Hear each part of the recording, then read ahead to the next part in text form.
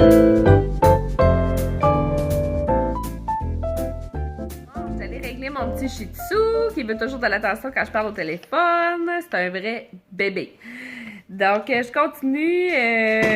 Alors, la prochaine astuce, c'est de faire un jardin. Quand j'ai fait ça, là, la première fois, c'était vraiment pas dans l'objectif de faire des économies, là.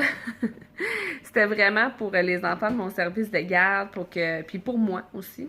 C'était un moyen d'avoir un contact avec la nature, puis aussi pour les enfants d'avoir un contact avec la nourriture, d'où elle vient, comment je peux la créer, est-ce que c'est possible pour moi, de quoi ont besoin les plantes et tout ça, puis même pour certains, ça a été d'apprivoiser les insectes. J'avais des enfants qui avaient extrêmement peur des insectes, genre même des mouches, là.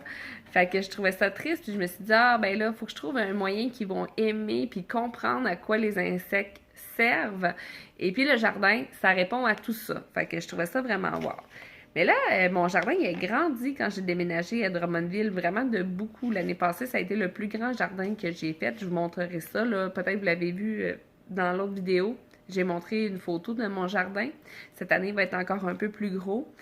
Je suis en train de penser qu'avec la facture d'épicerie qui monte, mon jardin, il va peut-être être quelque part économique. Pas avec tout, c'est sûr. Quand je regarde les sacs de patates à 1,88, je sais que c'est peut-être pas avec les patates que je vais faire le plus d'économie. Mais il y a certaines autres choses comme les tomates, les poivrons, mes herbes fraîches. Moi, je vise beaucoup l'autonomie au niveau des framboises. Là, cette année, mon objectif, c'est les fraises, tu sais, des choses comme ça. Les framboisiers, là, les mûriers, une fois que c'est parti, ça, là t'as pas vraiment grand-chose à faire, mais t'en as. Puis, ça peut être le fun de faire même de la congélation pour l'hiver et tout ça. Donc, tu sais, il y a moyen de... Puis en plus, ça vous fait une activité, tu sais. Qu'est-ce qu'on fait samedi? Ben, on va aller passer une partie de l'avant-midi au jardin. Là, on nourrit les oiseaux, on arrose les plantes, on enlève un peu les mauvaises herbes, on joue avec l'eau, tu sais, on peut faire vraiment... Moi, j'aime ça au bout, là. Même des fois, là, on s'assit comme si on serait sur notre terrasse, mais en plein milieu du jardin. Quand tout est parti, puis tout est vert, ça sent bon. Les petits oiseaux viennent nous voir, tu sais, on voit vraiment la nature autour de nous, puis c'est cool, tu sais. C'est quelque chose à connaître et c'est reconnecté avec la vraie vie, je trouve. Après ça, bon, si la famille nombreuse, ah oui, ok, c'est ça. C'est peut-être même que si vous avez une famille nombreuse, ça serait bon pour vous d'avoir 2 frigos ou, ou en tout cas, au moins une chambre froide, là, qu'on appelle dans le temps, là, c'était bien à la mode, tout ça. Puis ça s'est perdu, hein, ça s'est perdu surtout avec les planchers chauffants, je pense. Mais, tu sais, ça peut être dans votre garage, ça peut être, tu sais, dans le fond, avoir un endroit de conservation, ben c'est sûr que ça vous permet d'en faire, tu sais. Après ça, congeler le reste de viande, riz, etc. Ah oui, OK. Ça, ça peut être... Ils faisaient ça dans l'ancien temps, du moins quand ils pouvaient garder ces restes-là. Euh, Gardez vos bouillons. Vous faites cuire un poulet, là. Oh, allez pas jeter votre bouillon, hein. C'est tellement bon. Congelez-le. Vous faites-le réduire. C'est vrai qu'il y a des gens qui ne savaient pas ça, là. Faites-le réduire. Donc, mettons, j'ai la moitié de mon chaudron qui est en bouillon, là, que j'ai tout gardé ça. On va le laisser... on va le refaire baisser de moitié, OK? Puis, après ça, on va le laisser refroidir, envoyer ça au frigo, laisser le refroidir, enlever le gras, OK? Puis après ça, le bouillon, il peut aller pour faire des bouillons pour les soupes, pour faire cuire les nouilles aux œufs, pour faire un bouillon à fondu, pour faire un riz, tu sais, ça peut vraiment servir à plein de choses, les bouillons, là. Partout où vous mettez du bouillon, vous allez pouvoir utiliser les vôtres, puis c'est vraiment meilleur. Vous allez vous rendre compte que le bouillon qu'on achète à l'épicerie, là, c'est bien trop salé, ça goûte le sel, ça goûte même plus la saveur des fois, là, tu sais. Fait que ça, c'est une bonne façon. Puis on peut les mixer, là, nos bouillons, là.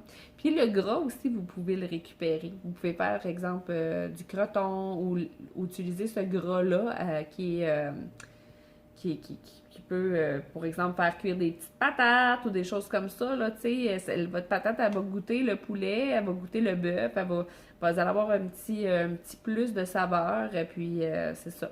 Donc, c'est vraiment d'essayer de vous demander comment je peux utiliser au maximum les aliments qui rentrent chez nous, tu sais.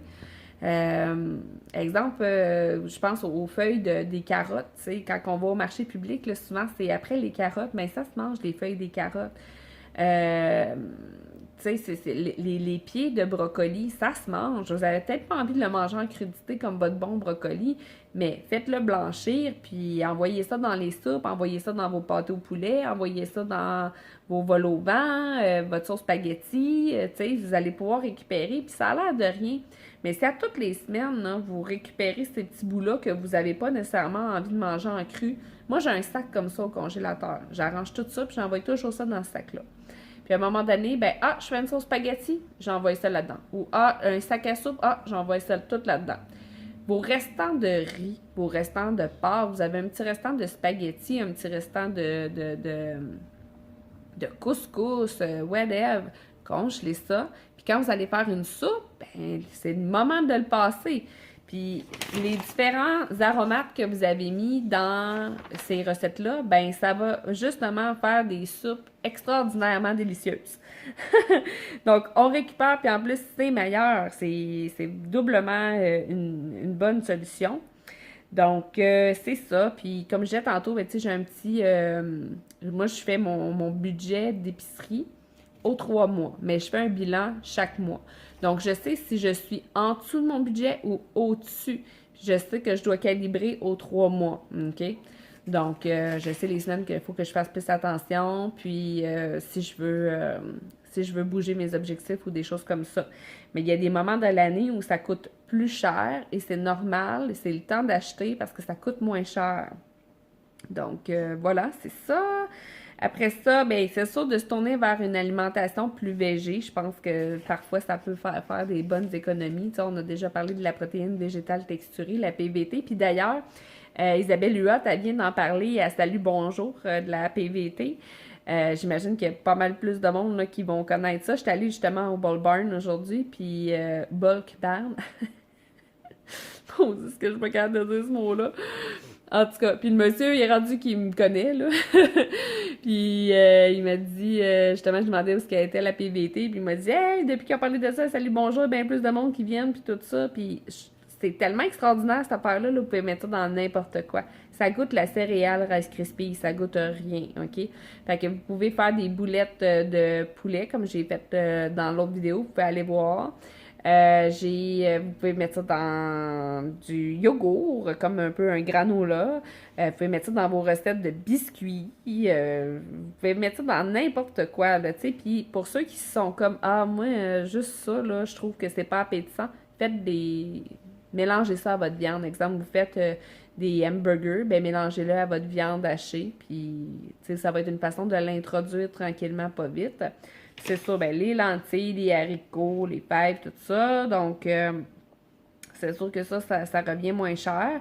Mais c'est sûr que tout le monde aime le changement, mais à petite dose. Fait que, tu sais, si vous êtes vraiment pas habitué de manger ça, ben, commencez par vous faire des accompagnements. C'est ça que j'ai fait pour habituer les enfants au service de garde. Donc, puis ça a fonctionné. Tu sais, j'en mets tout le temps un peu en accompagnement. Fait que là, on s'habitue, l'aliment est moins nouveau, on a envie de goûter, il faut essayer plusieurs recettes aussi pour trouver la façon qu'on aime le manger et tout.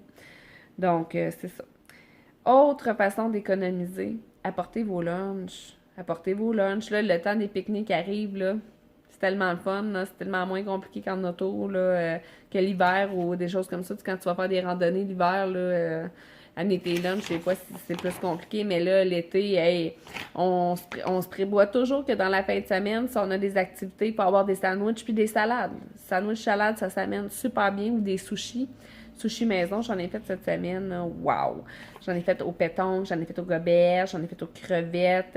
C'était délicieux. Mais c'est ça, ça m'a coûté bien moins cher des faire, tu sais. Puis je me suis congelée, du riz à sushi.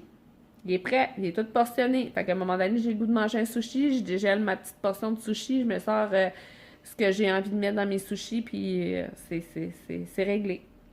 Ou je peux me faire un genre de Pokéball aussi, là, tu sais, ça. Donc, pour terminer cette vidéo-là, qui était en 2 parties, il y a la partie 1 que vous pouvez aller voir si vous ne l'avez pas déjà vue. Si j'ai d'autres trucs qui me viennent en tête, j'en ferai une autre. Là, j'ai quelques trucs qui me sont venus par la suite, mais je vais attendre, je vais écrire une autre liste de petits trucs là, auxquels j'ai pensé pour aider.